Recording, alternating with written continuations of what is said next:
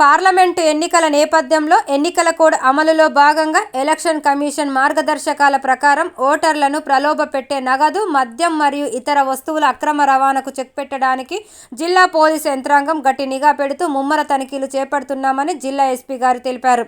ఈ క్రమంలో ఈరోజు అనగా 18/3/2024 నాడు 11:30 గంటల సమయంలో మిర్యాలగూడ పట్టణంలోని ఈదులగూడ చౌరస్తా వద్ద డీఎస్పీ మిర్యాలగూడ రాజశేఖర్ రాజు గారి ఆధ్వర్యంలో Shri G. Sudhakar, inspector of police, Miryalaguda 1 town B. Srinivas, sub inspector of police మరియు HCV Saidulu, PCS G. Hussain, P. Nagaraju Miryalaguda 1 టౌన్ల సంయుక్తంగా వాహనాలను తనిఖీ చేస్తుండగా మిర్యాలగూడ టౌన్ నుంచి కోదాడ వైపు వెళ్తున్న TS09UE2479 నెంబరు కలిగిన బొలెరో వాహనాన్ని ఆపి తనిఖీ చేయగా వాహనంలో సుమారు 5,73,00,000 రూపాయల విలువగల బంగారంను రవాణా చేస్తున్నట్లు గమనించి ఫ్లయింగ్ స్క్వాడ్ ఫిర్యాదు మేరకు ఇటు వాహనమును 3 వ్యక్తులను బంగారంతో సహా స్వాధీనంలోనికి తీసుకొని విచారణ చేపట్టనైనదని తెలిపారు.